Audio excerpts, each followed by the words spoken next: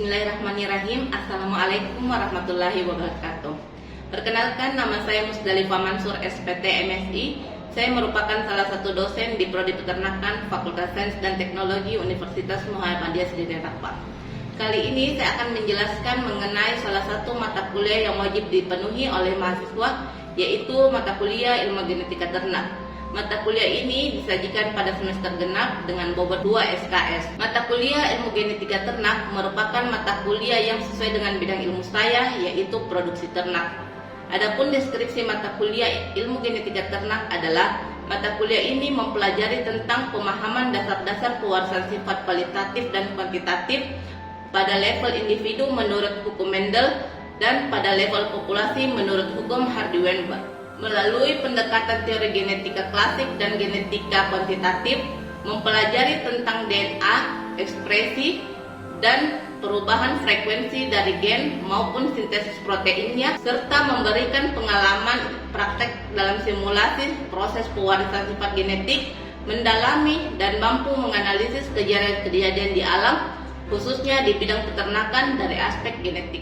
Capaian mata kuliah Ilmu Genetika Ternak. Setelah menyelesaikan kuliah ilmu genetika ternak, diharapkan mahasiswa mampu menjelaskan materi genetik, mekanisme pewarisan materi genetik, ekspresi dan pewarisan sifat. Kemudian mahasiswa mampu menganalisis perubahan susunan genetik, populasi gen, dan pembobotan materi genetik. Serta mahasiswa mampu mencontohkan aplikasi bioteknologi, terutama molekuler pada bidang peternakan. Untuk mewujudkan pencapaian pembelajaran mata kuliah tersebut, maka disusun materi pembelajaran sebagai berikut. Yang pertama adalah sejarah pewarisan sifat, genotip dan fenotip, biologi sel, perubahan sel, gametogenesis, fertilisasi, mendelisme, ekspresi gen, hibrida, pautan kelamin, gen terangkai pindasila, genetik populasi, pembobotan materi gen, dan genetika molekuler. Sistem pembelajaran yang saya gunakan yaitu sistem blended yang menggabungkan antara pembelajaran luring dan daring dengan metode DAA, Delivery Interactive Assessment.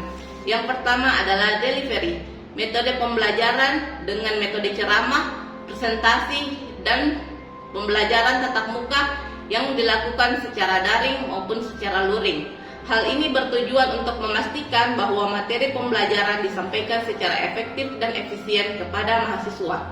Yang kedua adalah aspek interaktif.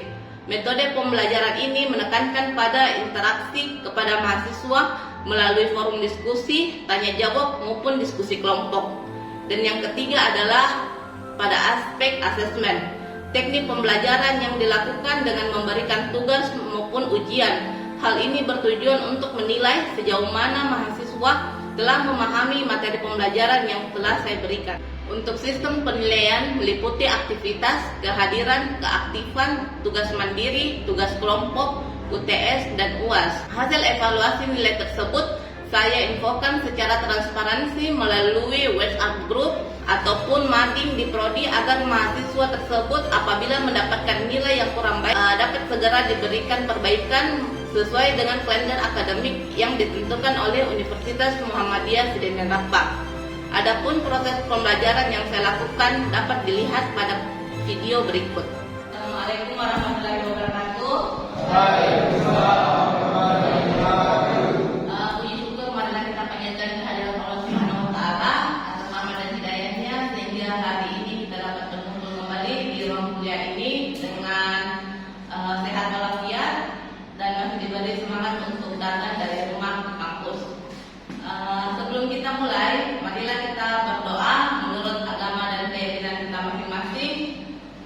Semoga apa yang kita pelajari hari ini dapat bernilai manfaat dan dapat direalisasikan pada kehidupan dan bermanfaat untuk masyarakat lain. Berdoa dimulai. Oke, hari ini kita akan membahas mengenai DNA dan RNA. Sebelum kita masuk pada materi, alangkah lebih baiknya kalau kita mengisi absensi dulu. Silahkan di-scan barcode-nya sebagai absensi ya. Sudah? Selanjutnya, materi kita hari ini mengenai DNA dan RNA. Baiklah, sebelum kita masuk pada materi kita minggu ini, ada enggak dari kalian yang masih mengingat materi minggu lalu? Saya Ibu. Ya, silakan perkenalkan namanya juga ya. Baik, perkenalkan nama saya Dimardi. Jadi materi minggu lalu itu tentang pengelolaan kromosom, di mana kromosom itu dibagi menjadi dua. Yang pertama kromosom padan atau autosom, yang kedua kromosom kelamin dan kromosom seks atau gonosom. Oke, terima kasih. Selain Yuhardi, kira-kira masih ada lagi? Ya, silakan sebutkan namanya ya. Baik, perkenalkan saya Glenn Saputra. Materi minggu lalu itu yaitu berdasarkan letak sentromer. Berdasarkan letak sentromer, kromosom dibedakan atas teosentrik, sentromer terletak di ujung kromosom. Akrosentrik, sentromer terletak di dekat ujung kromosom. Submetasentrik, sentromer dekat pada salah satu ujung kromosom. Metasentrik, sentromer terletak di tengah-tengah kromosom. Oke, terima kasih. Jadi itulah tadi ya namanya, ada yang ingat, dan semoga kalian semua juga pasti mengingat dan jangan lupa ya, karena materi kita itu sangat berentetan, jadi dia itu saling dari hulu ke hilir. Jadi kalau misalnya kita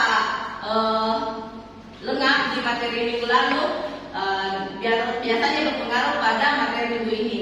Jadi semoga dari kalian semua bisa mengingat kembali materi-materi minggu lalu. Oke, jadi minggu ini kita akan membahas mengenai DNA dan RNA. Sebelum kita masuk pada materi, kira-kira ada nggak dari kalian yang mengetahui atau apa sih sebenarnya itu DNA dan RNA? Ya, silakan. Perkenalkan, nama saya Abdurrahman Mansur. Pengertian DNA yaitu DNA merupakan molekul, yaitu molekul besar yang tersusun dari molekul yang lebih kecil. Oke, jadi DNA itu adalah terdiri dari struktur yang besar menjadi yang lebih kecil. Kalau RNA, ada yang tahu? Ya, silakan Sriana. Baik, terima kasih atas kesempatan yang telah diberikan. Perkenalkan, nama saya Supriana Munhasir.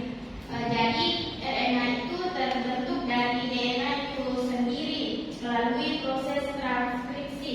Benang RNA merupakan benang tunggal yang tersusun dari gula-glukosa, fosfat, dan basa nitrogen.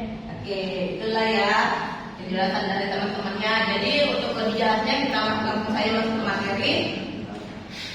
Yang pertama, sub capaian mata kuliah ini adalah mahasiswa mampu menjelaskan apa itu DNA dan RNA. Yang kedua adalah materi pembelajaran kita tetap ya DNA dan RNA. DNA. Nah, DNA biasanya juga bisa berperan membawa informasi genetik dari satu generasi ke generasi yang lain. Kedua, DNA sendiri merupakan polimer besar yang tersusun atas unit-unit nukleotida. Oke, jadi bisa dilihat ya seperti yang di atas. Ini tuh adalah unit penyusunan DNA. Nah, di mana seperti di atas DNA berperan sebagai pembawa informasi genetik. Jadi misalnya genetik dari orang tua kalian atau tetua yang pernah tersebut itu bisa tercermin atau bisa kita lihat ke anaknya, oke? Karena dia membawa informasi genetik. Kemudian yang kedua adalah DNA merupakan polimer besar yang tersusun dari unit nukleotida. Yang dimaksud unit nukleotida itu yang ini ya, yang ininya. Di sini ada adenin, tinin, guanin, dan sitosin. Inilah nanti yang menjadi penyusun dan menjadi satu rantai yang nantinya akan terbaca sebagai DNA kalian. Oke, jadi setiap orang itu mempunyai DNA-nya masing-masing. Kecuali dia dari orang tua ke anaknya mungkin ada kemiripan. Tapi kalau misalnya kalian atau ternak tersebut itu beda induknya atau beda tetuanya, kemungkinan DNA itu akan berbeda. Oke, kecuali kalau dia masih ada keturunan, kemungkinan besar itu akan tergambar atau tercetak di DNA keturunannya. Kemudian struktur DNA. DNA merupakan makromolekul, yaitu molekul besar yang tersusun dari molekul yang lebih kecil. Maksudnya di sini adalah ini kan kita DNA ya, ini semua ini. Nah, kemudian yang susunannya tadi yang adenin, guanin, sitosin dan tinin. Itu kemudian DNA tersusun dari dua utusan yang terpilih atau biasa juga yang disebut heliks ganda. Kemudian setiap utusan DNA merupakan rantai polipeptida dan satu nukleotida tersusun dari dua pentosa, basa nitrat dan fosfat. Oke, ini adalah struktur DNA ya. Nukleotida di sini terbagi atas beberapa ya yang biasa disebut dengan C. Yang dimaksud C-nya di sini adalah yang ini, yang tanda-tanda merah. Oke, C1 dari pentosa berkaitan dengan basa nitrogen. Oke, basa nitrogennya. Tuh. Kemudian C5 dari pentosa berikatan dengan gugus fosfat. Kemudian C2 dari pentosa menjadi pembeda antara DNA dan RNA. C3 dari pentosa sebagai tempat peningkatan dan tempat pengikat dengan nukleotida lainnya. Oke, jadi gambarnya bisa dilihat pada slide di atas. Kemudian perpasangan nukleotida. Kan tadi di awal kita telah membahas bahwa nukleotida itu ada 4, yaitu adenin, tinin, sitosin dan adenin. Dan di sini bisa kalian lihat bahwa mereka itu saling berpasang-pasangan. Yang seperti adenin berbatasan dengan timin dengan dua ikatan hidrogen. Oke, adenin dan tinin. Kemudian selanjutnya guanin berbatasan dengan sitosin dengan 3 ikatan hidrogen. Ya, gambarnya bisa dilihat pada slide di atas. Kemudian molekul DNA mempunyai sifat-sifat antara lain. DNA berbagi organisme mempunyai kandungan adenin yang sama dengan tinin. Perbedaan antara adenin dan spesialis yang berlainan terletak antara kandungan adenin, tinin atau guanin dan sitosin. Kemudian molekul DNA disusun oleh 2 rantai polinukleotida antara 2 basa yang berpasangan terbentuk ikatan hidrogen. Adanya ikatan ini memberikan kelenturan pada DNA. DNA merupakan struktur yang aktif melakukan fungsi biologisnya. Selanjutnya faktor-faktor yang dibutuhkan untuk replikasi DNA. Di sini ada beberapa faktor. Yang pertama adalah polimerase DNA. Di sini berfungsi mempolimerisasi nukleotida. Yang kedua adalah ligase DNA, berperan menyambung DNA primer untuk memulai polimerisasi DNA pada kegiatan. Yang ketiga adalah helikase DNA, membuka jalan DNA double helix. Yang pertama adalah pola semi-konservatif, kemudian yang kedua adalah pola konservatif, dan yang ketiga adalah pola dispersif. Oke, ini adalah 3 tipe kemampuan DNA untuk bereplikasi. Sampai di sini ada yang ingin ditanyakan? Ya, silakan Ikhlas. Baik, terima kasih atas kesempatan yang diberikan. Perkenalkan, nama saya Muhammad Ikhlas Nasir. Pertanyaan saya yaitu, apakah ada penelitian genetik di bidang peternakan? Terima kasih. Oke, sama-sama. Baiklah, ada penelitian di bidang peternakan, ada beberapa. Yang pertama yang pernah saya sendiri lakukan ini, keragaman genetik sapi Bali di Kabupaten Baruya dengan judul Genetic Diversity of Bali Cattle in Baru Regency based on the phenotype, characteristic dan microsatellite DNA identification. atau intertiter. Maksudnya di sini adalah kita mendeteksi apakah ternak tersebut itu murni atau tidak. Oke, di bidang peternakan ada yang dikenal dengan genetika molekuler. Genetika molekuler inilah yang kami terapkan di penelitian ini.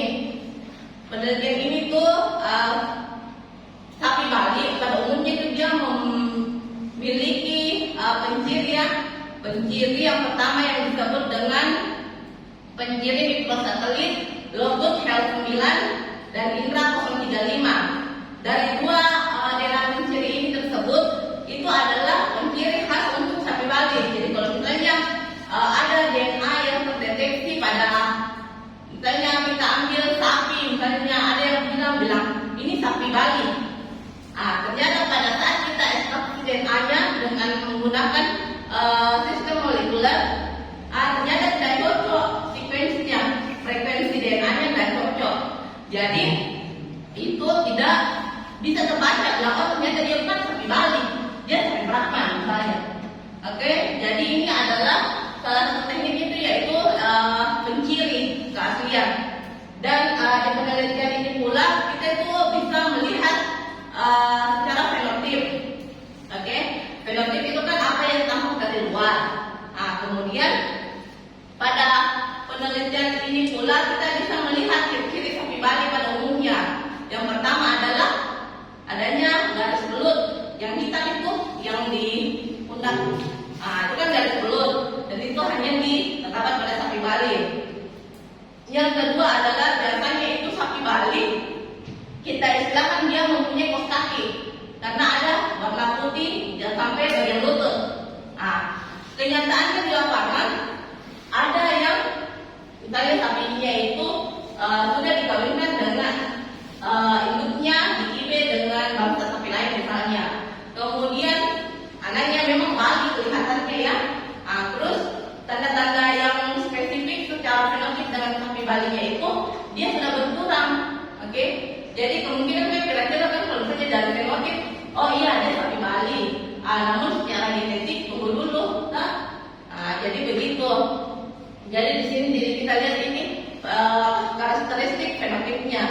Kemudian untuk mendeteksinya itu menggunakan yang pertama itu kita melakukan ekstraksi DNA. Ekstraksi DNA itu kita mengambil sampel darah. Ya ini dilakukan pada sapi yang masih hidup ya. Kemudian kita ambil sampel darah di bagian vena jugularis. Kemudian sampel darah tersebut kita ekstraksi. Kemudian setelah diekstraksi kita lakukan polimerase dan lain sebagainya. Sehingga nanti ada pita-pita DNA nanti kan ada sekuensinya. Pada saat itu kita bisa lihat ternyata oh ini loh yang masuk pada sapi Bali, yang termasuk pada genetik sapi Bali dan ini yang tidak. Oke, dan di situ kita menggunakan dua DNA penciri. Yang pertama Health 9 dan yang kedua adalah Indra 035. Oke, itu beberapa penelitiannya yang kita pernah lakukan mengenai genetik maupun secara fenotip dan genetik pada sapi Bali. Selanjutnya ada yang ingin bertanya lagi? Ya, silakan. Baik, perkenalkan nama saya Satri. Pertanyaan saya adalah apakah genetik pada ternak masih dapat diketahui apabila ternaknya sudah mati atau sudah diolah? Oke. Ternaknya, oh iya ini kan tadi kita membahas mengenai pada ternak yang masih hidup ya. Kalau misalnya sudah diolah, oh berarti begini studi kasusnya. Kalau misalnya kita memang ada beberapa kasus, misalnya dia mengaku bahwa ini adalah daging sapi. Bakso misalnya ya kita ambil saja bakso ini daging sapi. Kemudian ada juga yang mengatakan bahwa ternyata ini ada campurannya. Kan pernah ada kejadian kan di masyarakat ternyata itu dicampur, baik itu dicampur dengan apalah begitu, dia bukan menggunakan daging sapi tapi dia dicampur daging apa gitu, daging BA1 atau daging yang lain. Dengan teknik molekuler, genetika molekuler, kita dapat mendeteksi itu. Sama seperti mendeteksi genetik sapi Bali yang kalau misalnya ternaknya tersebut masih hidup, dia kan menggunakan darahnya. Kalau misalnya ini adalah penelitian kami di Prodi Peternakan, DNA purification from mental and basis of halal authentic basis of genetic marker. Oke, jadi contohnya di sini adalah bakso. Oke, pada penelitian yang kami lakukan itu menggunakan bakso. Di mana yang latar belakang sebenarnya ini adalah halal dan halalnya. Ada biasanya mengatakan bahwa ini halal, ternyata setelah diperiksa ternyata ada campuran babinya. Itu kan di situ sebenarnya yang sebagai muslim kita harus antisipasi, dan untuk mendeteksi itu semua bisa dilakukan dengan genetika marker atau genetika molekuler. Di sini kalau misalnya pada ternak yang masih hidup kita menggunakan darah sapi segar, kalau ini tidak, kita menggunakan bakso yang kita ambil atau sampel yang ingin kita teliti. Jadi walaupun ternak tersebut itu sudah diolah menjadi bakso, sosis atau yang lain, itu bisa diekstraksi. Kita ekstraksi sampel tersebut, kemudian kita bisa melihat apakah dia cocok dengan marker untuk sapi, atau kalau misalnya terlihat atau terbaca, oh ternyata dia tidak sama frekuensi DNA genetiknya atau frekuensinya, itu kan nanti akan terbaca frekuensinya. Nah pada saat yang tidak terbaca itu kemungkinan itu sudah tercampur dengan bahan yang lain. Oke, jadi genetik ini atau genetika molekuler juga bisa mendeteksi apakah produk yang kita makan atau produk olahan dari peternakan itu masih halal atau tidak. Oke, jadi selain pada ternak yang masih hidup, penggunaan atau deteksi genetik menggunakan marker ini bisa dilakukan pula pada ternak yang sudah mati ataupun daging yang sudah diolah. RNA dibentuk oleh DNA melalui proses transkripsi. Kemudian benang RNA merupakan benang tunggal yang tersusun dari gula ribosa, fosfat, dan nitrat. Kemudian basa kulit RNA terdiri atas adenin, guanin, sedangkan basa pirimidin terdiri atas sitosin dan urasil. RNA itu terdiri atas 3. Yang pertama adalah mRNA, tRNA, dan rNA. Kita masuk ke macam-macam RNA. Yang pertama adalah mRNA, messenger RNA atau RNA duta. Seperti namanya ya, messenger berarti dia memberikan pesan, memiliki tugas pembawa pesan dari DNA ke RNA untuk dibaca dan selanjutnya diterjemahkan atau ditranslasi menjadi urutan protein. Jadi ini ya yang dimaksud. Jadi DNA itu kan terdiri dari adenin, guanin, sitasin. Kemudian ditanya, sedangkan jadi pesannya apa sebenarnya yang mau ditampilkan atau apa yang ingin dicari dari RNA itu sendiri. Ternyata dia pesannya itu dia adenin, guanin, dan urasil. Inilah tadi yang disebut sebagai pembawa pesan. Jadi dia akan mendeteksi kira-kira ini loh yang nantinya yang akan sebagai awal atau data yang nantinya akan di translasi atau diperbanyak, sehingga itulah nanti yang akan terjadi diterbaca sebagai kita DNA. Oke, selanjutnya tRNA atau transfer RNA. Kalau misalnya dia mRNA itu dia pembawa sifat pembawa pesan. Kalau dia tRNA itu artinya transfer RNA.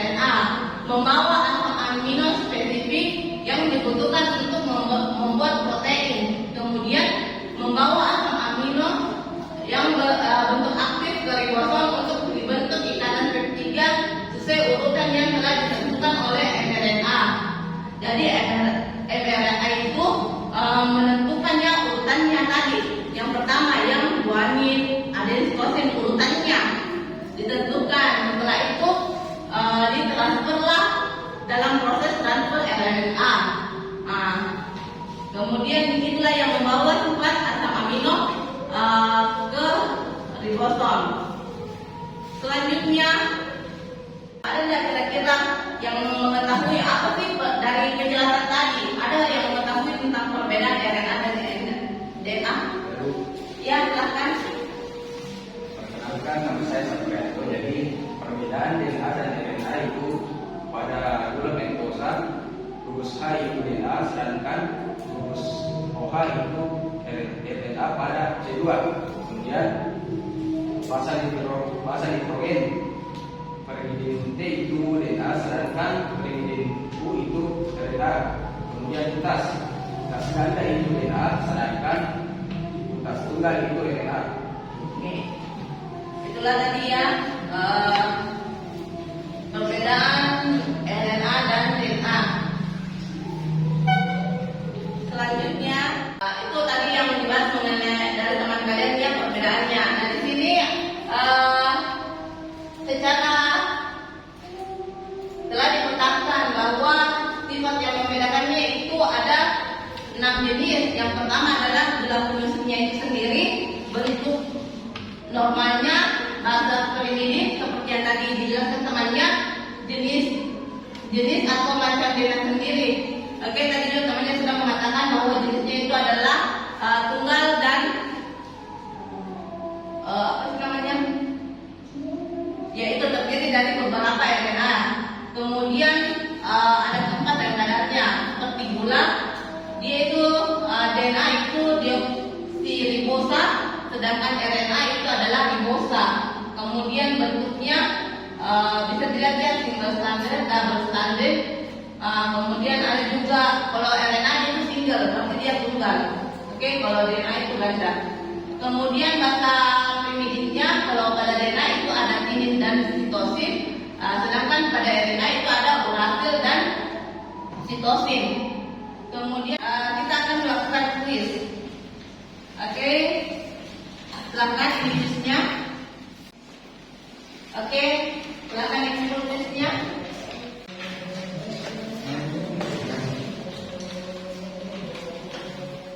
Oke, itulah tadi kuliah kita pada minggu ini. Minggu depan itu kita akan membahas mengenai pembelahan sel dan gametogenesis. Jadi ibu harap sebelum kalian masuk minggu depan, kalian telah membaca beberapa referensi atau beberapa artikel ataupun jurnal mengenai pembelahan sel dan gametogenesis.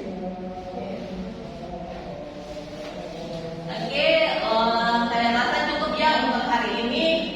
Lebih kurangnya dan mohon dimaafkan. Semoga apa yang kita lakukan hari ini bernilai ibadah dan mempunyai manfaat untuk diri sendiri maupun orang lain. Saya cukupkan kuliah hari ini dan mengucapkan Assalamualaikum warahmatullahi wabarakatuh. Waalaikumsalam warahmatullahi wabarakatuh.